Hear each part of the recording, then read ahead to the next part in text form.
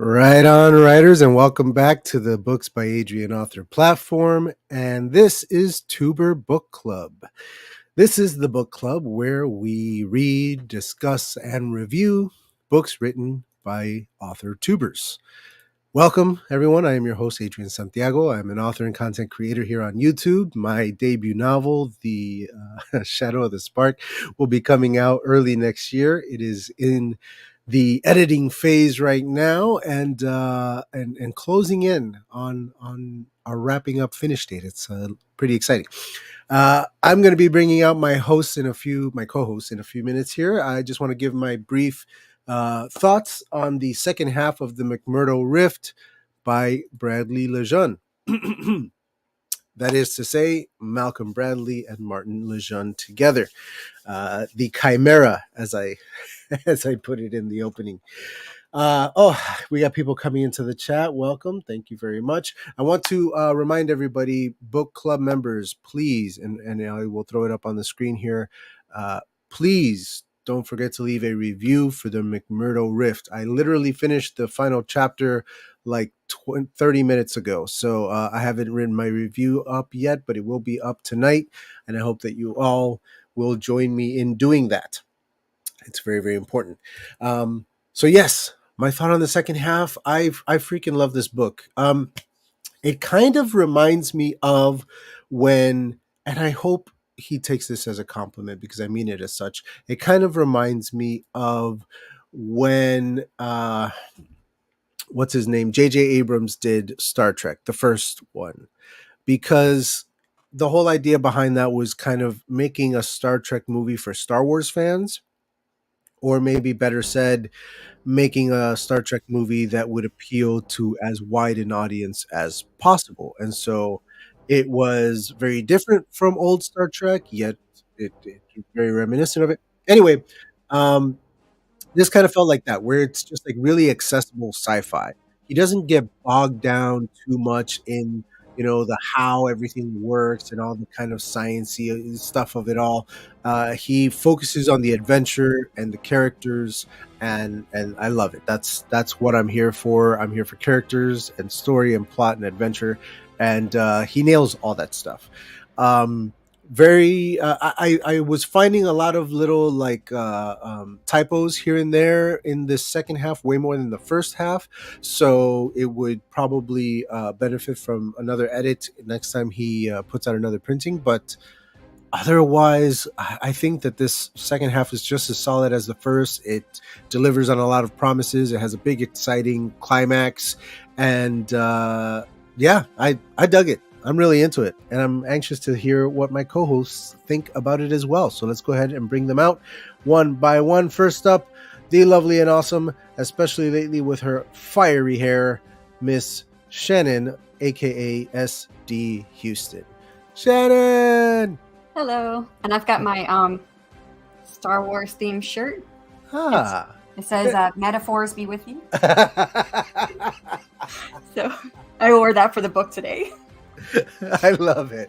Please tell everybody at home what you got going on lately and what you thought of the second half of the McMurdo Rift. Okay. Hello, everyone. I'm Shannon, right under the pen name SD Houston. And right now I'm doing a sprint stream every day.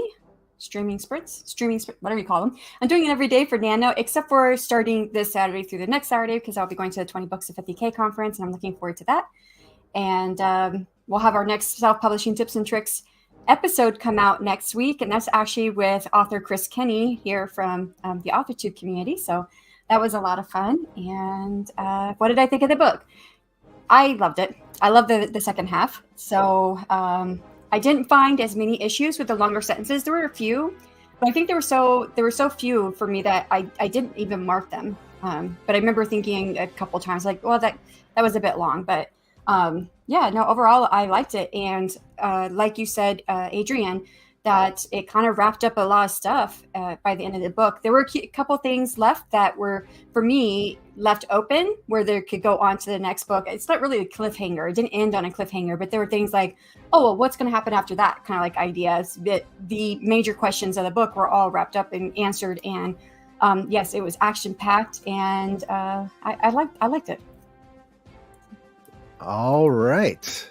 Thank you very much. Next up, the host of Running to Write, my good friend and an awesome author in his own right, alumni to Tuber Book Club himself, Mr. Ben Pick. Welcome. Thank you. Hello, Thank you, Ben Adrian. Pick. Thank you. Of course. Tell everybody at home what you got going on lately and your thoughts on the second half of the McMurdo Rift. Absolutely. And I'm going to do it right this time. As Adrian mentioned, I am the host of Running to Write, my YouTube channel, every Monday night, 7 p.m. Eastern time. I think everybody in the chat is already a subscriber and a fan, so I'm preaching to the choir here. But every Monday night, 7 p.m. Eastern time, I give questionable writing advice through running metaphors. Except this coming Monday, I'm going to be doing a productivity sprint, which starts at 6 p.m. and then I'll be going till maybe about 7:30, 8-ish. But I'm also going to do a cover reveal there too, so check it out. It's going to be live. And I remember to say everything since Shannon is here. As she mentioned, we are a part of the self-publishing tips and tricks with, obviously, as I mentioned, Shannon and Morgan Lee, where we interview great guests like Chris Kenny in next week's episode. And we're looking forward to what we're going to be doing in the next season, which will start up in the new year.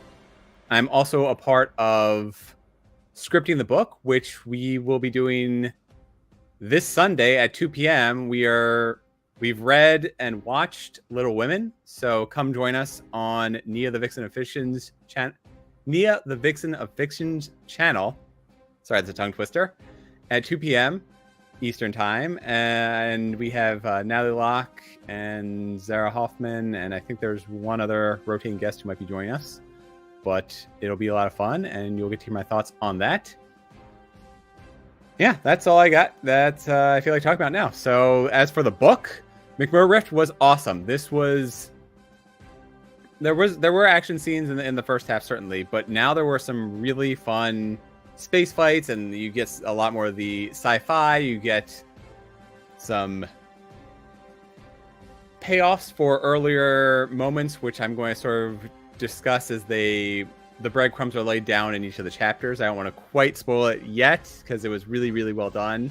And you get your big sci-fi finish, which is a difficult thing to manage. There's a lot of different ways you can do it, and I really thoroughly enjoyed the finale to McMurdo Rift. I think it told a fulfilling story and paid off in all the best possible ways for fans of the genre.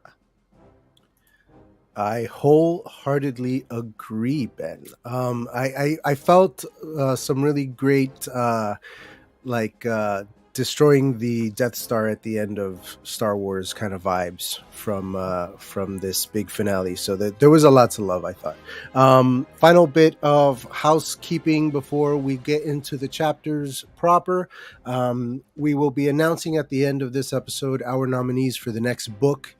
We have our 3. We have Richard's 4th. And we'll discuss whether or not we want a 5th from the audience. I think 4 is plenty. We might be happy with just those 4 options. Either way, we will be voting for the next 2 weeks.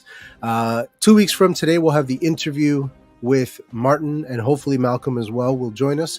And then after that, we're going to announce the winner on that episode. And after that, we'll take a bit of a hiatus from Tuber Book Club for the holiday season and come back in the new year. Hopefully by the time we come back, my book is either out or about to come out, and so we'll have a lot to talk about in that regard, and hopefully we'll bring some new eyes to the channel with whatever book we choose. That's my goal anyway, is to bring some eyeballs to the channel, get some new members into the book club. We've had the same number of members for the last 2 books. I want some new people in here. Let's talk some more books. Sorry? Are you replacing us? No, not at all. I'm not talking about the panelists. I'm talking about more members in the chat. Get out of here. No, of course not. All right. So let's get into it. Chapters. Who would like to start first with chapter 17? Oh. I'm used to you starting off everything. All right, fine. I only asked because the second half of the book, not only were the chapters, I don't know if they were shorter, but they were definitely a little more fast-paced for me. Mm-hmm. I was breezing through them a lot quicker than it was the first half of the book. And there were all 3 pagers. Yeah, and them being that fast and usually being very entertaining, I took very few notes. I have a couple of typos that I pointed out in this chapter, but I don't really have any thoughts on it other than I just love the pacing at this point. Coming off of chapter 16 into 17, the pacing is just, it's moving, and I don't feel any lag. I'm just like turning pages. What do you guys think? Yeah, I was kind of the same. I was going back through and I thought I should go through here and make some more notes because I didn't make that many throughout the rest of the book. But I just didn't get around to that with all the timing in my life. But for me in this chapter, I really liked the interaction between Franklin and Arnold there on what's the second page for me. I think he did a really good job, or they did a really good job in characterization. You really know that these are two different characters, the way they play off each other, and I really enjoyed that. Yeah, I agree. I really like the banter between Franklin and the captain as well. It feels like there are lines being drawn based on their differing philosophies. And one interesting thing that I have in my notes is that at the start of the book, it feels like both would have been in agreement that the best thing to do would be to keep their heads down and stay as far away from the Koru and whatever is possible. Yet now we can see how they've both changed based on their influences and in the people in their lives. So you have the captain with the military people and Franklin with his investigation into the Koru, and they're both being driven down diverging paths. You know, I find Engie really, really interesting as a character in general. One of my, if you could even call it a nitpick for this book, is the Koru in general, the kind of like, not so much hive mind, but the sort of like hive nature of their society is one that when I run into it in science fiction, I tend to just kind of like, you know, like skip over, like not skip over it, but it's not as engaging to me as other alien races might be. The ones that are all just kind of like one single minded are always kind of boring to me. But the idea of Engie standing out among them as this sort of individual who is very much unlike the others. She's not human enough to be human, but she's doesn't really fit in with the Koru anymore either. I love that. I love that dynamic in that character. And there was a line in there, and I don't remember which chapter it was in, but it was with Engie when she's starting to get her memories back, and it was a line about that she thought she remembered that she was not the only one who felt the way she did. And that's one section where like I want to know more about that, but we don't learn more about it in this book. But it's definitely something that we could see in future novels. Yeah, that's something I hope that they return to in the next book for sure. Chapter 18? All right. My first note for chapter 18, and I do have one that looks like, what is this? A couple of chapters down, they write, the air was riddled with the scent of two people sharing what was not a huge space. The scent at once familiar and unfamiliar to him in a way that felt like it was curdling in his gut. I have never related more to this idea of like walking into a room and smelling the scents of these people and just one familiar, one not. Like, yes, absolutely. I had like flashbacks to being a teenager and walking into a, you know, like my buddy's room, being like, "Did you just? Yeah, okay, yeah, gross," you know, that kind of thing. Love it. I love how I know you guys. I think you guys say Jeff, and I say Geoff. I love his role in the book, and especially how he interacts with Franklin. I wrote on here, love this. So. Yeah, any Jeff the Cat chapter is a good chapter. Jeff the Cat chapter. Yeah, I you know, we're not there yet, but I love that the cat actually mattered in the end. You know, I'm glad that if he made this cat into a full-fledged character, that it actually pays off. Nice. I have a cat in my book, but it's just a cat. Like it's just a cat. Like it doesn't do anything. It just does cat stuff. It does make me want to have more of the cat in the beginning. Yeah, weren't they playing around with doing a chapter from the POV of Jeff the Cat? I don't know if that's true. I'd love to ask them. Maybe you're right, Shannon. Like maybe he should have introduced. Maybe you should have been on the adventure from the start with Franklin. I don't know. It's fun. It's a very kind of like Buzz Lightyear kind of feel. You know, something very wholesome and Disney like. You know. I think we did mention something about the point of view of the cat or something, and then we talked about, that's a newsletter idea. He could do a newsletter from the point Oh of view. yeah. We've been talking a lot about that on the channel recently with some of our guests. Just this idea of like sending out newsletter emails as the characters from your books. Doing one as the cat that'd be fun, for sure. Thank you, Jennifer. Yes, I am feeling much better. I am on the upswing, as they say. I still have a little bit of a lingering cough. I don't know if you can hear it in my voice. I'm still a little nasally. So occasionally throughout the show, you might see my camera go off and my mic go mute. And that's probably because I'm blowing my nose and being courteous to all of you guys, not doing it on camera. Nice. And that also means I'll be writing the mute button for like coughs and stuff. So if I'm muted, just, you guys always let me know. I'm always muted. I do not get used to seeing the Mutt's nuts. It makes me laugh every single time. It never gets old. I don't know about you guys. I was kind of wondering about the actual name because I don't know. Did he explain where mutt came from? I mean, I always assumed it's just a reference to like a mutt, like A a dog, dog. yeah. But then he has a cat and not a dog. Well, maybe it's the ship is supposed to be kind of old and like run down. Maybe it's because it's like put together with a bunch of different parts or whatnot. Like I always assumed that it was just like referring to it not being like a shiny, awesome piece of machinery. Like a purebred. Yeah, you know what I mean. Like something just kind of scrappy. I think because we just had more Geoff in the end of the book, and it was a cat, and every time I see the ship name, I think of a dog. Yeah. Yeah, but at the same time, the ship is definitely older than the cat. I mean, the cat is only going to last for like 20 years, and it feels like the ship's been around there for a lot longer than that. The Mutt's nuts. Hilarious. Yeah, my only other note for this chapter was one typo that I found, and let me see here. I have one at the end here. Great. I wrote at the end, great chapter, the Han Solo-esque escape with Franklin having to play the bad guy to get away. I really enjoyed that. The not knowing who to trust or what their motives might be at any time. It's great stuff.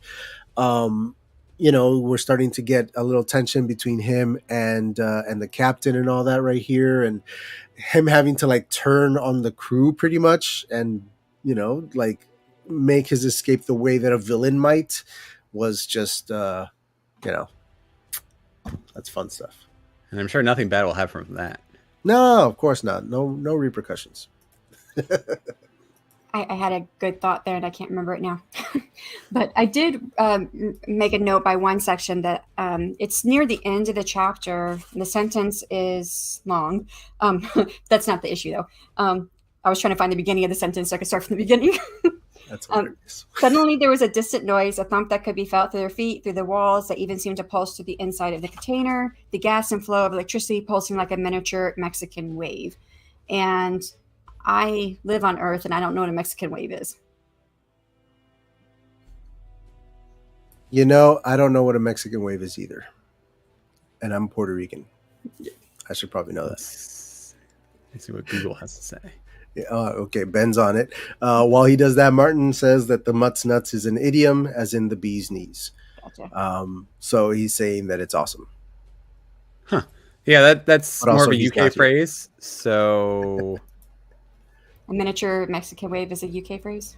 yeah, it refers to the common occurrence of many international sporting events.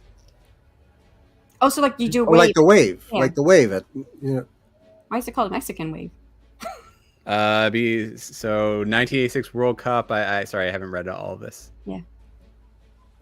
Faster, Ben, faster. Oh, it's the thing where you Pressure. stand up and you do the wave. That's apparently called the Mexican wave in the UK, allegedly. Oh no, it's in the Oxford English Dictionary. Fair enough. An effect resembling a moving wave produced by successive sections of the crowd in the stadium standing up, raising their arms, lowering them, and sitting down again. But now may know who or how it was invented. Okay. So it looks like it came to be in the World Cup back in the 80s. I just always thought that was called the wave. Yeah. We always just refer to it as the wave. I'm not sure why we have to specify Mexican wave, but Yeah. 1986 World Cup was in Mexico. Okay, there you go. Um, but you know what? This actually brings me to another thing that I wanted to talk about, which was the fact that for the most part, while you're reading this, it doesn't feel or like you don't always get hit with the sort of British origins of this text until some of the characters will say something like, "Oh, that bit," or they'll say, bollocks, or things that just are very, very British, and suddenly you go, "Oh, it's Doctor Who." I forgot. Like we're like all these characters are British. I forgot. Like it always like brought me back to that. It was always really funny to me. So I don't know. What do you guys think about having the Mexican wave in there? It's fine. I mean, it's a local. But It's not see, distracting enough that we paused for it. I mean, I didn't necessarily know what it meant, but I kind of. it's the fact that this obviously takes place so far in our future suggests to me that phrase would have evolved a little bit, probably shortened down to what we call the wave, and the fact that he uses Mexican wave is one of those Britishy things that I feel are kind of like popping up. If he had called it the wave, I don't think we would have clashed into it. You know what I But mean? if we called it the wave, we wouldn't have known we wouldn't have understood what it meant either. Well, I mean, I know what the wave is. Yeah. And I think that's what I stumbled on, is that this does feel like it's far in the future, and he's not lived on Earth for most of his life. Yeah. So. Yeah, we run into that a little later too. He makes, or maybe it was in the first half of the book actually, where he made a reference to the Village People. He said something about like the new version of the Village People, and I was like, "Are you telling me that the Village People survived as a cultural reference through thousands of years of space travel?" I highly doubt that.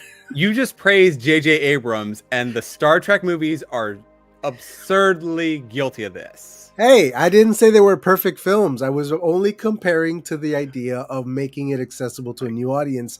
It doesn't mean that everything in that movie is perfect and that I stand by it all. I'm just saying that's how it felt. The like, feeling of sci-fi accessible to the layman. There was the climax in one of the movies where they're talking about how they're going to play something, how they're in the mood to play something from classical era, and Sabotage comes on, and I just started groaning at that. We would be the classical era for them, though. I know that, but it's the same thing with the Orville. It's nothing but modern references. That's funny. I remembered my good note. Go for it. This chapter had excellent subtext, especially again between Franklin and the captain. Mm-hmm. Yes, agreed. Yeah, that whole idea of like the captain is talking to you, but he's trying to let you know something else, and him like trying to figure it out and making his assumptions, but his assumptions are all bad, and it's like sorry. I also remember something else. I had thought and it went away. It was in defense of the Mexican wave for these specific UK idioms, because I've been having a lot of conversations with Richard about how there's random phrases that I use in my own book that I don't even think twice about including. And he's like, "Oh, well, what does this mean? What does this mean? What does this mean?" And I'm like, "Oh, well, I guess I am using certain, colloquialisms." But your book is more contemporary. It is. Yeah, both in its setting and in its style and execution. I don't have an issue with it being a Britishism. It's the fact that it was so far in the future, and he's does not it fit in? Yeah, much. does it fit in the setting? Yeah. Well, maybe the UK takes over the universe. If Doctor Who is to be believed, they're everywhere. Yes, absolutely. I need to get some water. If you guys want to go ahead and dive into chapter 19, I'll be right back. That was chapter 19, so I think we're going on to chapter 20. No, if that was chapter 19, no, I think that was chapter 18. But yeah, we were kind of going back and forth. But I was going to say that because this is where Franklin goes on to the mysterious planet. We were just talking about his escape from the ship. And my note for 19 is letting Franklin on the planet is a mistake. Yet the Jaws-like mayor sees a potential for profit somewhere in here. And I'm sure nothing bad will happen to him or his people. And then my last note for this chapter is, now we know what the secret of the war is, which is really cool. Yes. My first note for this chapter was that the sentence "leading down from the rear of the Mutt's nuts" is hilarious. and made me laugh like a lot, probably way more than it should have. Here's the Village People reference. So it was in this chapter. Yeah. So the Mexican And wave is also in this chapter because I thought we were on 19. I messed up. gotcha. Yeah, I thought we were still on 18, but no problem. We're all around the same area. And then at the end of the chapter, I just wrote excellent building of suspense because that's what it was. It was just this like ever extending, rubber band of tension. I loved it. All right, I'll be right back. You guys dive into 20.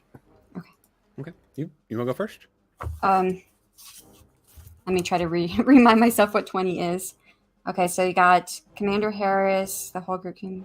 I'm trying to remember what I remember of this chapter, and I didn't write any notes. Do you want to start? Yeah, I just said I love this chapter, so you probably did the same thing that Adrian did when you're just reading right through it and forget to take notes. This was a great balance of drama with action happening all around them. It felt like they were navigating through a minefield and carried up images of A New Hope as they tried shooting down the Koro. So it really felt like they were in the Millennium Falcon, and you had the people just in the gunner seats trying to take out these various Koru ships that were attacking the civilian mining station. Oh, and yes, and this is the chapter where Franklin, this is where he uses the uranium rounds. Mm-hmm. Yeah. So this is where we get to see Franklin in action as a fighter, like what he did before when he was in the military. So I really like that. And, the chapter is also split between multiple POVs, and I think it was well handled. It helped to amp up the tension and the pacing. So I really like this chapter. Yeah, I didn't write any notes. I liked it too much. That's fair. I also really, really enjoyed the changing of POVs, especially in like high octane, high action sequences like this. It's really great to see like everybody's kind of perspective of everything going on. The part where the shots hit the shield, I wrote the note, I'm enjoying the plot revolving around the invention of a conventional piece of sci-fi lore, the ship's shields. Hey, look who's here. Richard. My guy, please take the floor. Tell us all what you thought of the second half of McMurdo Rift. First of all, isn't this a plot twist where I turn up? Plot twist indeed. So I can only give very kind of like vague notes on the second half from my first reading months ago, but this was really friggin' good. It was really actiony. I really kind of got into it, and the pace was really good. So well done to Martin and Bradley, who will share both of the credits in equal proportion. But yeah, it was really good. I remember reading it, and I didn't really have that many thoughts, to be honest, because I was just too busy enjoying it. So yeah, really good. Well done. I'm here to get rifty again. So how do you feel about the Mexican wave and the village people? Yeah, those two references in particular. Do they belong in this futuristic setting? Yes. Explain yourself. Well, why wouldn't they? He's British. Yeah, he's biased. He's on their side. Hang on, the village people were British, and I don't know what you're implying there, Shannon. Well, I was just thinking because you're British, he's British, you're on his side. That is a common misconception I'm often on the side of Martin Lejeune. We bicker like an old married couple sometimes. For more of our bickering, check Flash Our Heart on the last Saturday of every month. Good plug. Okay. And what chapter are we up to, by the way? 'Cause I'm totally like... We are on 20, I believe. Is that right, guys? 20. We're just finishing up 20, yeah. Yeah. I'll skim it now. Let me see if I had any last notes on 20 before. Have we got to the mutiny yet? Oh, spoiler. We haven't. Spoiler. That's all right. We should have all read the book by now. I don't think that there is If such a thing you as haven't read spoilers. it, well... Somebody could be speed reading it right now, and now they know there's a mutiny. Mutiny? What mutiny? That's the question, isn't it? Isn't there always a mutiny? Always a mutiny. Mutiny bounty. They used the wrong 21? paper towels. Sure. Yeah, it's a nice short chapter to give us a different angle of the fight. And I like that we know from the last chapter what's going to happen. So it's kind of like we know that the characters are sitting on a bomb. We know that the ship is going to get captured. So that really ramps up the tension in terms of their attempts to escape. Sometimes it's good to see... Sorry, I've just come in. I've immediately cut Shannon off. What an absolute toe ragger I am. Yeah, like you said, Ben, it's nice to have those chapters where you see where it goes from one direction and you kind of see it from the other direction. There's my name, it's me, huzzah! Yeah, I agree. Some really good sort of short, punchy chapters. He says, trying to reacquaint himself with where we are very quickly. Martin defends himself, saying that none of the transatlantic beta readers pointed out Mexican wave was localized. They should have, Martin. Beta They readers missed let me it. down. They missed it. Well, I feel like my wasn't beta me. readers let me down with the pacing of my first book because I felt like it was slow, but they all said it was good, and then now I think it's slow. As a Yeah, we side got to note, be careful with the beta readers. That's the thing is your author buddy critique partners are going to give you, I think, more developmental kind of feedback like that, whereas readers are just like, yeah, the story's good, and like as long as they're on a ride. I liked it. Yeah. Which is sometimes also good. It's good that they liked it. Kindly provide a list of words and phrases you're ignorant of and we shall avoid. Or, to the I contrary, don't like the I'll use of the put- word ignorant there, Martin. I feel very attacked. Is he talking about me, calling me ignorant? Yeah. I feel directly attacked by that, and I feel like I'm he has immediately fired- moving to cancel Martin Lejeune as Cancel Martin. cancel Martin. Hashtag cancel Martin. But The again, show's you're over. right. Let's all go home. It's not so much that it's a British-ism, and it is one reason why I didn't know what it was, because it was a British-ism, but because it is far in the future, and he's not been living on Earth, and it feels like he could be me. Like living here, I'm probably closer to Mexico and than the British are. I don't know. Hang on. Are we saying a Mexican wave actually isn't Mexican? No, the Mexican Well- wave is something that started at the Mexican World Cup in 1986. It's where they do the stand-up thing. Yeah, I know what it is, by the way. So if it got that name from Mexico, None of the three of us did. Yeah, why we didn't in the What are U.S. you talking about? we Where don't do know people it? been? We're close to Mexico. Yeah, Because we Well- shortened it to the wave. yeah. We just We call just it the call it wave. Yeah, we had no idea that there was a Mexican attached. That's what I'm to going the to wave. say. It's like specifically a UK thing that's called the Mexican wave. Like I I said, mean, I'm it's Puerto not a Rican. thing. I should know. It's not the first time we've my maligned neighbors. some kind of country, to be honest. Yeah, but again, you're Puerto Rican and you shorten it down to the wave because that's what everyone else calls it. That's what everyone else calls it. In a Yeah. wave. All right. As an unrelated tangent, I just want to say on the subject of beta readers, I think, Ben, you need to win an award for the fastest beta read I've ever had. 84,000 words in 3 days. I was Wow. basically unconscious this weekend, so I was in bed. And Not as a result of reading my book, by the way, was it? Yes, no. I had a double shot. I had Moderna and the flu shot, so I was kind of just in and out of it. And so when the room stopped spinning, I would, wake up and read, and then I would just immediately pass out. So it was a productive weekend. He's a good guy. That's I actually had a dream. This is About me. no, this is where my ego is. I had a About dream himself. that I sent my final edit of my novel to a critique partner who then read it in one day because it was so good that they couldn't put it down. And they messaged me the next day with all of their edits and stuff. And I was like, that was insanely quick. They're like, it was so good I couldn't put it down. That's what I dream about. Okay. Okay, now we're going to get It was reality. 3 when days that and doesn't 84,000 words. It was That's like the minimum I can handle. That should have been spread out into a week at least or 2 weeks to actually enjoy, to really, really enjoy it. But yeah, for my what it's book worth, is like, Richard, I did enjoy Price Wars. I'll looking say my forward to comments reading that for, one, buddy. for when you're on here or whatever. Oh yeah, we'll yeah. If you we'll want to throw find it in out a more poll about again soon. Price War, There it is. we will know what to do. All right. I didn't take any notes for chapter 21. It was fun and quick. Chapter 22, if I'm not mistaken, is NG's POV, which His favourites. yeah, His favourite. mine too. I think mine too. It was short and sweet, but I love getting on NG's POV. Gee. NG, Yeah. NG, Yeah. yeah, like NG, It's like her, yeah, it's like her designation was the letter N and G, so it makes correct. There was So just how about you guys? one thing I marked in 21, because I think we're moving into 22, but Yeah. One thing I marked in 21, which I didn't mark the other one, but there are occasionally, and I say other one, but I think there are occasionally filter words used. So like Sarah saw the security guard wince, and we're in Sarah's point of view, so you don't have to say Sarah saw, you could just say the security guard winced because we are in Sarah's point of view, and I've saw that a couple times. There was a felt. I think there was more than one saw, but I just picked it up here for the first time. Yeah, I think I saw those too. I think it's just something I really work on in my writing because I'm trying to get. There's this idea of deep POV where you're writing in like third person, but it's so deep, it's almost like you're in first person. Nice. Yeah, that's something that I've had to work on in this edit of my book as well. Is all those little filter words. I think once you notice to kill them, you notice your writing becomes so much kind of cleaner. It's like you can have a few, but not many.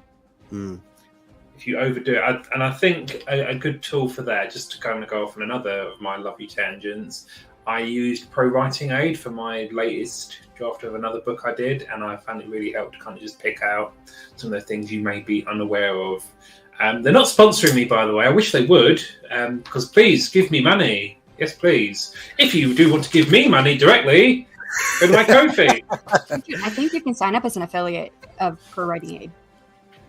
Ooh, Yeah, but then you can convince other people to sign up for it as well. Yes. You know, Richard, I get money. for the record, I think if you point it out as a tangent, I don't think it counts as a tangent. Oh, no, I've ruined everything. Chapter 22. Thoughts on NG's chapter, anybody? Yeah, it's great.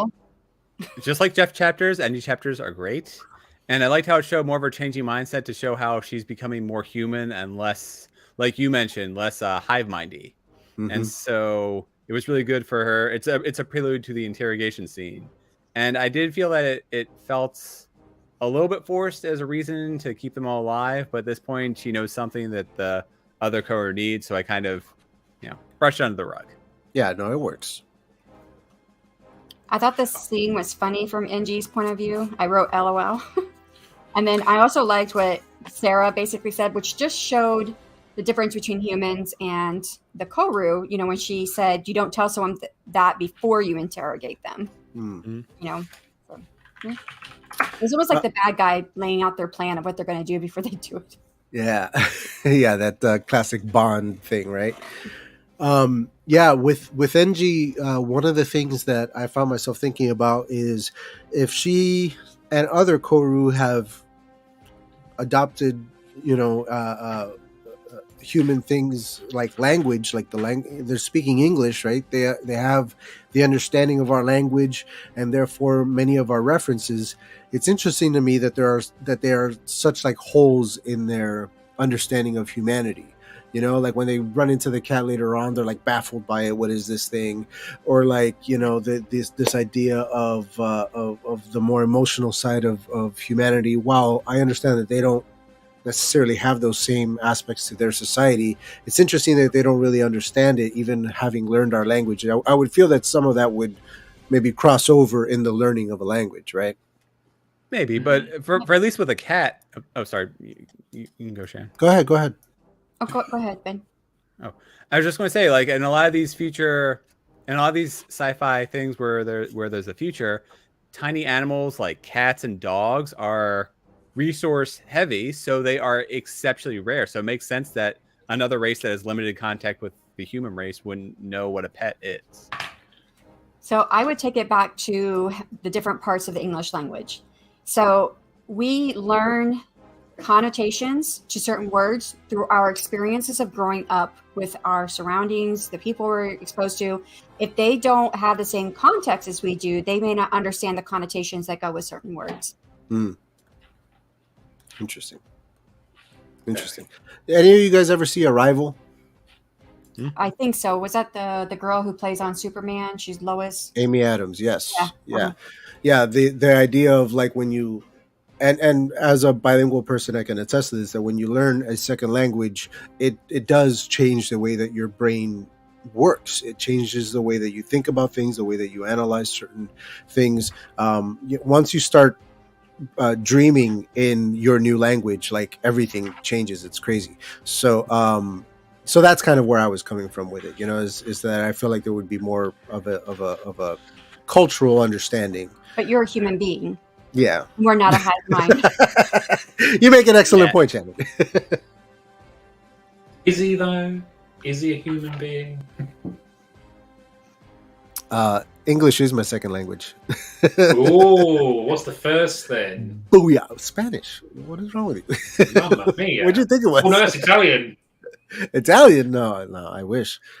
Although I did take French in high school, but I was terrible at it. But all the Latin languages are very close. I took French, then gave up, which was a very French thing to do. I took 2 semesters of it, and I don't remember. Oh, come on.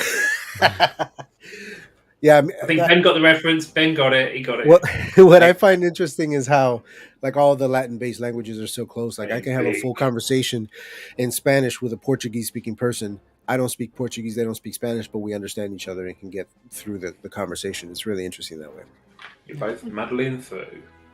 All right, next chapter, 23. Who's got the first note?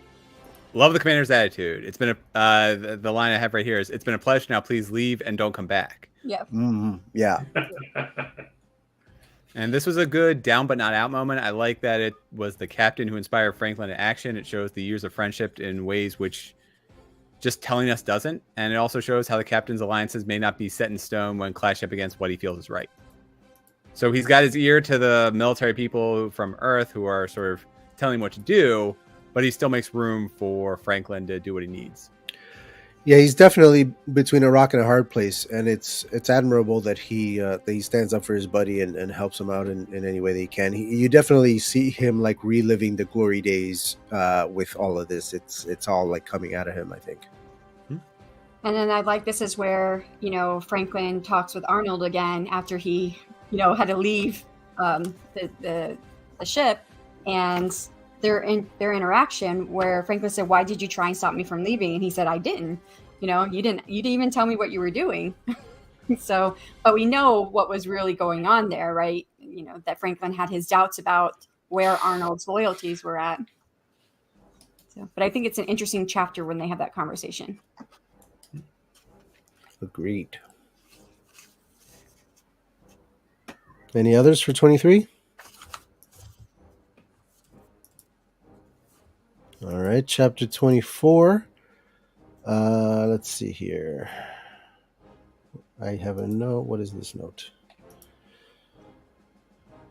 Oh, okay. So here I started to really, really appreciate the idea of our hero being a divorcee, having an ex-wife, his wife having a new husband. This dynamic between the three of them is really interesting to me as a married man myself. I find that really interesting. We have love triangle. But it's not though. Yeah. It's not though. It's because their relationship has ended. It's in the past. Whether or not there's rekindling in the future after the events of the end of this book, we'll have to see. But I don't consider this a love triangle. She's married and he's an ex. Of course, that relationship it still exists in some fashion after all this time. That there's always going to be a connection between them. They were straight up married, but yeah, that I don't know. I just find that's an interesting dynamic for the protagonist of an action adventure. I don't see that a lot. You don't see divorced men as the hero of the story very frequently. And then you have, this chapter, and Sarah is wrestling with what he describes as very complicated feelings. On one hand, she thought about how she should never have dragged him into all of this, although she was relieved that the Corey had shown an unwillingness to destroy the mining station, et cetera. Like the kind of like back and forth in her own feelings to this man who, by the way, like she doesn't even acknowledge their marriage as having been legitimate at this point. Like that's her story and she's sticking to it. It's like, oh, we were never married. And he's like, no, we were married. I love all that stuff. It's really cool. There's even a line where she says she doesn't love him anymore, but I don't know if that's the chapter or not. I don't remember which chapter it was in. So what you're saying is, Adrian, that to really relate with Franklin, you have to get divorced. That's it is this chapter. Toward the end of the chapter, it says Sarah did not love him anymore. Yeah. Boo. Boo, Sarah. But I thought this was a great chapter to ramp up the tension. Yeah. And it was short and sweet, but it did exactly that. It put some stakes on Sarah's side of things as well. You know what I mean? It kind of amped her part of it up a little bit. Ben, any thoughts on 24? I think I just have one note on 24, and it was subtle hint that Jeff the Cat may be important. But other than that, this is a great chapter. Hang on. Ben, you didn't think Jeff the Cat was important until now? No, but this is just in the book very much until this point. He comes and goes, but when he does, he definitely makes the scene. He definitely grows he's in a cat. importance towards the end. But now you know. now it's hey, there's a cat on here. We need to pay attention. Remember, there's a cat. Yeah, Remember the cat. it's a big like yellow arrow pointing at the cat. They have to literally save the cat. 25. um, I don't know. He's You not know, shaking go his ahead. head at me. The only thing I wrote is that they told the plan when Arnold and Gus, right? It's Gus when they're going to shoot out to go toward the ship. The plan was told what they were going to do, and the plan pretty much went off without a hitch. I mean, Franklin. Did I say Arnold? I meant Franklin. Franklin. Franklin. The whole time was thinking, "Oh my God, he's going to die. He's going to die." The whole time. But they oh both. my god, I laughed both of those times. Those two callbacks. He's gonna die. This guy's gonna die. But the idea is that the plan was told. So I don't know how to feel about that because they say, and one thing that you can expect from stories is that if a plan is laid out for the reader to get, or the viewer to get, if it's a movie or whatever, that means something's going to go wrong. Yeah. How about you, Ben? Any notes for 25? Yeah, I liked Franklin's snark and judging and complaining about the passengers on board the Olympic. It's a very British thing to do, be snarky. So watch it.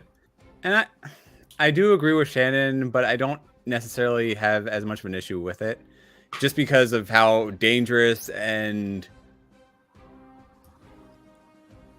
lucky this plan seems to be. I mean, if we just watch them say like, "Hey, we have a plan," then we'll flash them getting inside of a torpedo tube and be like, "This plan is really bad." I will want to know, like, well, what are they doing? So that to just have that moment in there, whether or not everything actually works, that's a different issue. But I did like that they laid out the steps of what's about to happen. I do want to clarify. I didn't really think it was that much of an issue. I just wasn't sure how to feel about it. Right. Yeah. All right. Yeah, I definitely feel like there's a little bit of luck, not just incorporated in their success, but I think necessary in like these crazy, like some of the more like exciting action pieces in sci-fi movies come down to luck. Like one of my favorites is Sunshine, and there's a moment where they have to literally like rocket somebody out of one part of the ship into another one and just like line it up and hope that they hit the bullseye, and they're flying blind, like they really are just hoping that they calculated it correctly, and here we go, like sometimes you got to do that. Sometimes you just got to jump and hope that the cushion's going to be there. So to just go to follow that tangent a little bit through, I do like in that movie how they say like, well, we don't know exactly what's going to happen if we drop a big enough bomb into the sun because the physics just the whole premise of the movie is like, maybe it'll work. Yeah.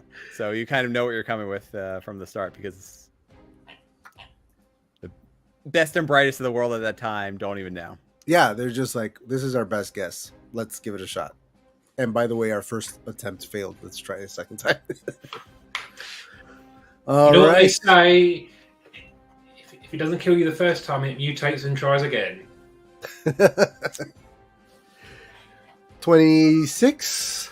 This is where Richard had done the spoilers. Whoops. But this is when it really got kind of juicy, because I kind of feel sorry to jump in. Sorry, Shannon, I'm doing that thing where I just talk over. No, I was done. That's fine, good. It's kind of where we kind of alluded to last time that Arnold has some limitations on his power as captain, and this is where those chickens kind of come home to roost, and it's kind of good to see. And we're kind of watching it thinking, oh no, it's all happening. But it's good. It's very satisfying. It's satisfying to see a character kind of have a barrier thrown up. And I thought the last line of this chapter was so very British. Again, very short. Oh, Arnold thought, bollocks. Yeah, that's where I put my my one note, which is things are heating up and all these chapters are moving quick. Also British as hell. I thought it was funny with the older lady with the halitosis breath. Yeah. The fact that he could smell the champagne, but then also the halitosis. Yeah, I got, just when Franklin and the Galaxy need a competent captain most, there's a mutiny. And then I like that this felt logical for the crew as they've been talking back to their captain since he first stepped toe out of line. So from one of the earlier chapters, it was, hey, we're going to, take this cruise ship. Just delay it a little bit. We're going to go slightly off schedule. And then everyone immediately is like, no, we have to keep this schedule. Or they would begrudgingly follow through on what the captain says. And finally he pushes it when one of the rich patrons complains enough, it leads directly to a mutiny. It's one of those things. It's like it's a great little piece of tension because it is a cruise ship and these are not military people, and yet he does make a reference to, in the past civilians have volunteered, and I immediately thought of Dunkirk and other stories like it, and it's such a great little setup, especially with what we know about the captain and his past and what he's trying to do and the conflict within him, let alone now being put externally in front of everybody. Great stuff. And also, we get this character Yelland, who we've over the course of the book thought is a right little shit. Arnold was originally Arnold was originally envisioned as a Koru spy and was named for Benedict Arnold and Kim Philby. Arnold facts. Sorry, continue. I will. Thank you. So through this whole thing, we've had Yellen kind of nibbling away at the captain's authority, and we all kind of love to hate this kind of thing. We think we hate this character, but we love hating this character, and then they finally kind of seem to triumph. We're thinking, oh shit, I want to read more though. I want to see what happens. So you kind of feel invested. You could almost say that Yelland is the Cersei Lannister of this story. So let's hope she doesn't go and hide under any unstable ceilings. Interesting. Just in case. Okay. Martin says, show of hands, who wants them to get back together? Hashtag choose my own adventure. No. I'll tell you what I want. I want her to want to get back together with Franklin, and I want him to not do it and instead find a new hot biddy to go after. NG. Yes. No, NG and spoilers. NG and Gus. Okay, so with this chapter, hold on, guys. I want you to take a step back. Don't think about who Yellen is. Don't think about who Arnold is.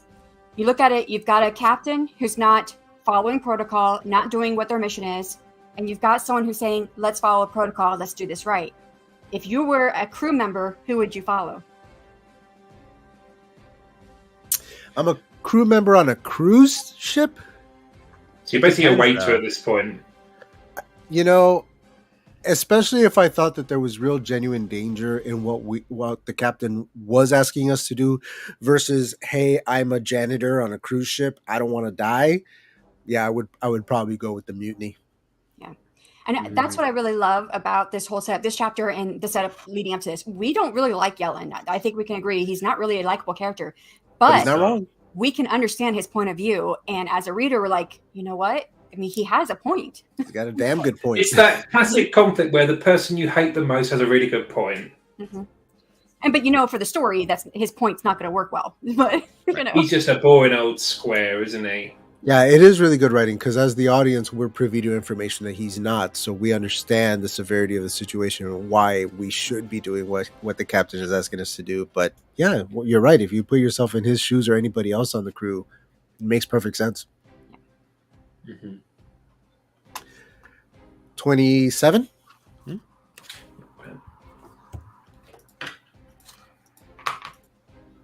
Oh, I like how in the chapter we were just in talking about the breath, and then we start this chapter off talking about breath. I thought it was a kind of a good little connection, even though they're in two different places. Nice. I hadn't caught that. It was breathtaking, wasn't it? Richard, get out. Yeah, this was great. I really enjoyed all the space drama, and I felt tempted to hold my breath while all the characters did while I read. And then my question is, has anyone played the video game Final Fantasy VIII? Because there's a scene in there which felt just like this, where we're jetpacking out into open space to try and save one of our lost party members. And it's one of the more memorable scenes in a game where even if it's utter nonsense along the way with the Deus Ex Machina, because you're blasting out, you don't really have a way back, and you happen to be saved after saving someone. Anyways, I really like this moment here because it felt realistic and dramatic with the right amount of tension. Yes. And Agreed, I wrote on the last page, what? End of chapter?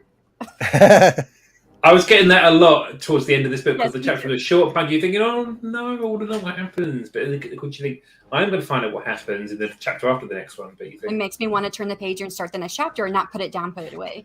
Yeah, So- it definitely gives an air of leave them wanting more every chapter. just and I really one like more that. chapter. I really like that. I like It's that really good. that I can start a chapter and before I know it, I'm at the end and I'm going, oh, that was fun. I got to get right into the next chapter. And you think the next chapter is probably going to be short again. So you think, oh, I can do another one. Yeah. And it kind of encourages that whole addictive reading. So it's really good. I mean, when I was reading this for the first time, I was totally getting it. I was thinking, yeah, good. Yeah. That was my page flipping action, by the way. Oh, I thought you were just Well, pulling nothing- action figures and ramming them together, just fighting. Yeah, I've got my Martin and my Bradley action figures, and I just have them like that. Yeah, I have action figures of my favourite indie authors. Shoot me.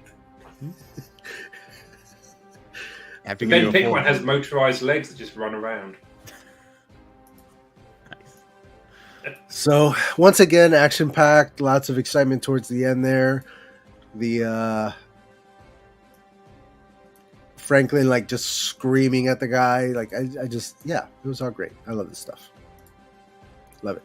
Again, very and the whole adventure outside in space and stuff. It reminded you of Final Fantasy, but it reminded me again of Sunshine. There's a scene almost exactly like that as well in Sunshine, but. I love that stuff, man. That's the exciting stuff. Gravity, the whole movie, Gravity. Gravity has you falling through to the climax. 28.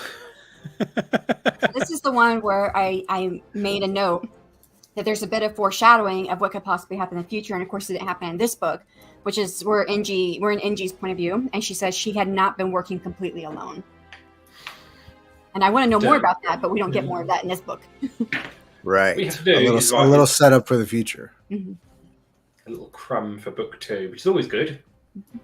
I also, one thing I wasn't sure about, and I still don't know how I feel about it, but it didn't detract too much from the book. This is the one where the other Koru flirts with NG. And in my mind, I'm thinking, if they're a hive mind, how do they individually flirt? I was a little bit not sure how that worked. And that could be just, not real versed on what a hive mind is exactly. Yeah, so when I was reading this, I thought it was semi-hive mind, where there were still some individuality, because they still, like you said, they do kind of pair off to procreate or whatever. So I didn't feel like there was just one queen kind of controlling everything. So in that way, I kind of that's what I assumed. I felt like hive mind was incomplete in the description of the Koru. Like it's not quite the right word, because hive mind suggests that they all are just functioning on instinct together as a whole mass, whereas the way that NG describes it is that they are each bred for a purpose from the beginning. Like, this is your purpose, this is yours, and so they have individuality, like Ben was saying, but they have sort of a predetermined path for their life. And so when the Koru that was flirting with her, I consider it a little stronger than flirting personally, but the idea that he sent the rest away so that he could kind of be alone with her, and she caught on to that, like, it does suggest sort of a whole like alpha male versus kind of like, hey, you mate with me kind of thing. You know what I mean? It felt more animalistic than societal, until he was like, you know what? I don't like you. You're weird. You're too human. I don't like it. Cancel. That's a good point. You said that, their path is predetermined from, then I would feel, and I remember thinking this at the time, that, well, if it's predetermined, wouldn't their partner also be predetermined? That's Ooh. an interesting thought. Unless they are not monogamous and just sort of reproduce at will. Possible. Or in a hive Jesus. mind, not everybody's allowed to reproduce. Or in a hive, not hive mind, in a hive, usually not everyone's allowed to reproduce. Right, that's true. The queen bee and the worker bees. So I think maybe a little more clarification of what this hive mind is would be nice, like to get like in future books. Yeah, So I Shannon wants think the triple X version. hopefully of the, we'll get more into yeah. Shannon wants to see them procreate. No. All down and dirty. Angie slipped off her exoskeleton and revealed her throbbing loins or something like that. Then, Shannon just wants the spicy version of the core. then orbiting the planet, the other Koru said, "Now we're going to be probing Richard, Uranus." Structure of the civilization and how it works. Because they were orbiting Uranus. Richard. And he sent his big long rocket You into make me laugh and Uranus. makes me cough. And that is why I don't write romance. You know, you could say it on the camera. You know. Yeah. Oh, But yeah, this was the great chapter because it was an NGPOV with Jeff the cat included. So yeah, best chapter. So it's a twofer. Plus, See it was what really Martin just cool. said? It's what? We never specify how the Koru procreate, but it involves jelly.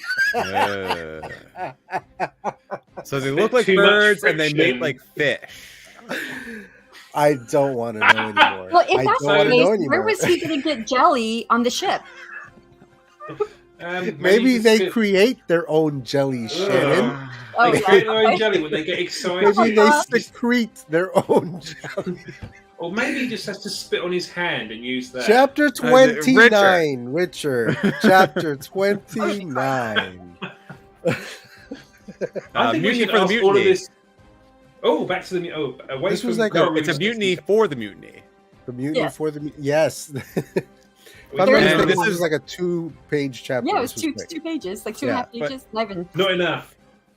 But yeah, Shannon, this is going back to what you said, where it shows how people were loyal to the captain as opposed to the mission itself, or they would trust that the captain has the mission guidelines at heart.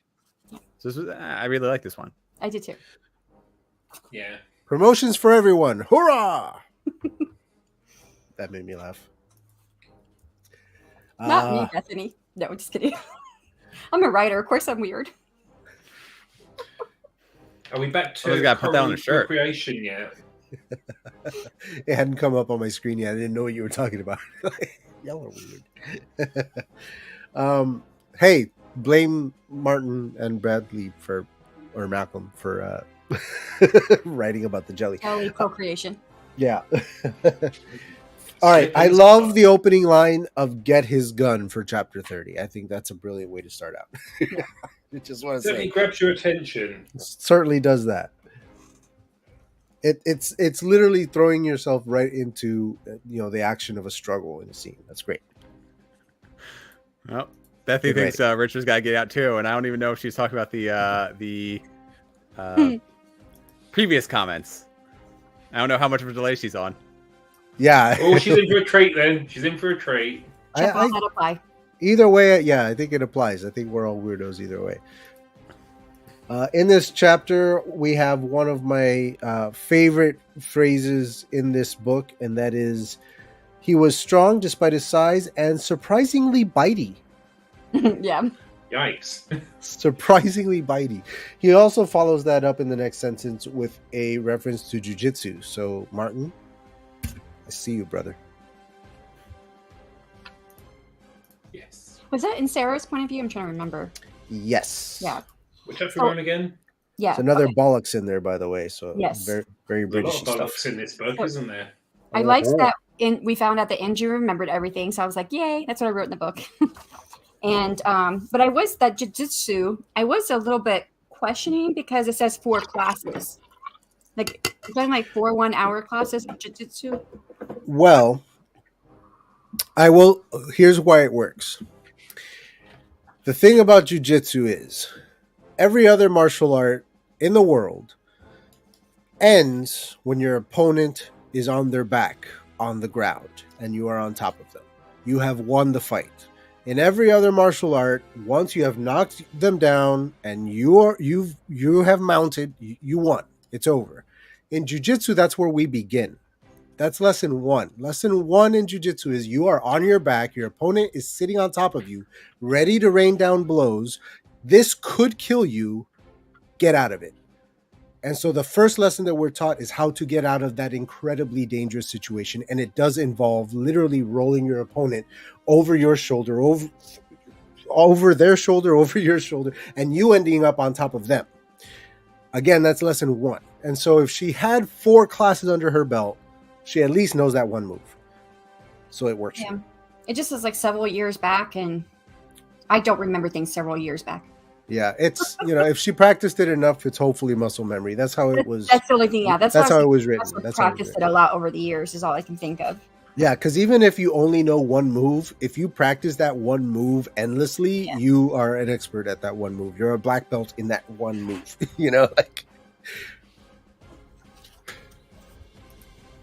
Next. Anybody else?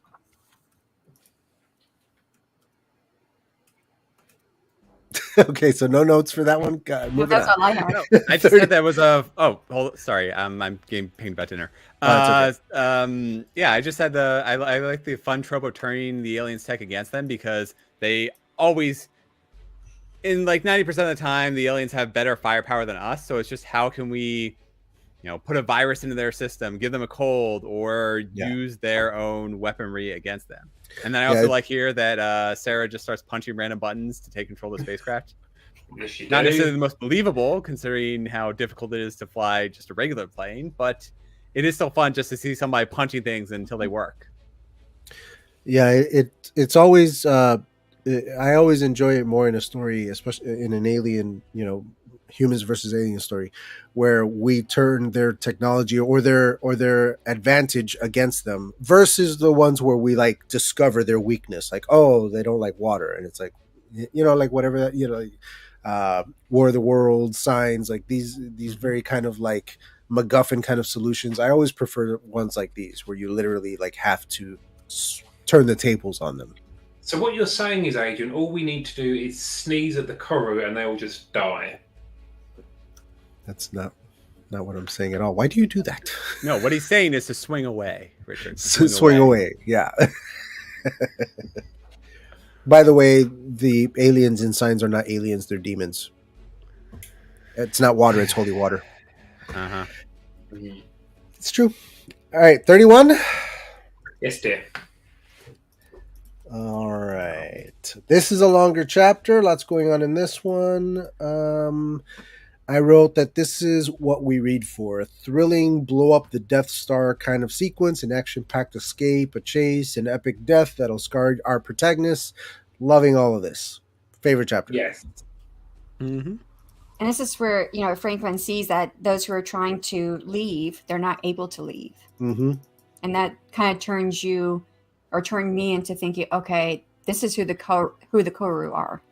Or more specifically, this is how important this thing is to the Koru, because they did have escape pods. They had them. So it's not against their, programming, so to speak, as a society to escape. It's this, for this secret, they will all die to keep this secret. But the people working there did not know that was going to happen because they're trying to escape. Yeah. So that told me how their hive mind runs. Mm-hmm. Mm-hmm. Yeah, and maybe it's layered so that people in the higher above you can lie to those lower than them. Yes, mm-hmm. Because in the next chapter, when our characters catch on to this fact, this idea that like they straight up like let everybody die to keep that secret, like that's hardcore. That was my note for the next chapter. Was that's just hardcore, man. Mm-hmm. And that leads to the question for the next chapter. That's what I had. But the next question of, okay, if they were willing to kill everybody for this secret, what about those who escaped, like Franklin and his crew? Now, are they going to need to go and hide after this? They're going to be targets. Yeah. I don't remember things several years back is my motto, Shannon. Well, I learned hand-to-hand fighting in the military, but I don't remember all the steps now. We did it every time we went out to the field. We did hand-to-hand fighting, and I don't remember all the steps now. The question going forward is, why do the Koru feel so strongly that they need the shield tech? That is an awesome question. I'm glad you thought of it. We'll find that out in book 2. In McMurdo, I believe it's called, right? The McMurdo. Too fast, too rifty. I love it. Everyone has to go down with the ship, they write in 32. No one left to talk. Oh, and in the end of 31, sorry, that's Yes. when we know that Vic is gone. Yes. Yeah, and they come so close to making it too, and that was really well done to sort of just snatch it away from us. That's a very expert decision as a writer. Yeah, I think it was handled really well. Okay, I was great. sad to see him go because I did like him.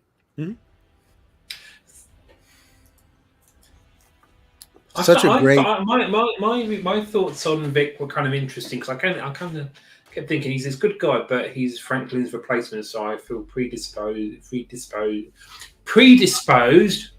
Stupid me, to not like him initially, and I kind of was guarded about him. But yeah, it was an epic death, which obviously sent shockwaves around our little community of characters. Yeah. I definitely love those last few lines with the screaming coming from somewhere, not him anymore, and his realization that he had never heard her scream like that. It's hard. It gives you that weighty moment of knowing how much she loved him, even though we know she loved him, but still, Yeah. I feel sad for Franklin because he has to kind of witness that display of her love for another man. It's also interesting because with his past, he's heralded as a hero. Hear him trying to save this man for her, essentially, like to spare her the pain of losing him, and then failing to do so, he's gonna be riddled with guilt as well. It's not like he wanted to kill the man that she ended up with, so that's gonna it's gonna suck. I did think about that as being a little bit ironic that the whole reason all this started was for him to go save her husband. Yeah. He dies in the end anyways. Yeah, I kind of love that, actually. I do too. I love it. Yeah. My only note for the final chapter was in the line where it says, "Let's not regret any of it." I wrote, "I think they're going to regret some of it." Yeah. I think that regret is yet to come. And I'm curious about what could be possibly happening between NG and Gus, but then that goes back to, well, how do the Koru do any of that stuff? Did you ever watch The Shape of Water?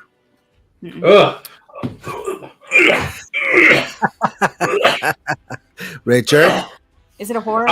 No, I had a strong reaction. It's a creature. It's a creature movie, but it's not a horror. It's a Guillermo del Toro writing and directing. Won for Best Picture. A lot of the folks that we know here on AuthorTube are not fans of this movie. I love it. I think it's a masterpiece. The nickname and it's a romance between a beauty and a beast. And the question of how do they comes up in that as well. Well, it doesn't just come up; it's shown. I mean, there is a reason why that film is nicknamed "Grinding Nemo." It wasn't shown. Anyway, it's a good movie. I really, really like it. The husband dying anyway speaks to the futility of war. Very nice. Nice said. Layers of pain and nuance. Yes. Justice for Vic. We'll see. I know the answers to these questions. Wow. Get out, Bethany. Get out. Withdrawal goes into who Vic is and why he was out there. It's really good. There, I said it. We'll have to read that. Laura Nettles did some of the lighting on the creature. Interesting. I mean, I thought from a design point of view it was a good film, but narrative, I was like, you just don't get it, man. You don't get you don't get the passion. Well, not being funny. She certainly got it.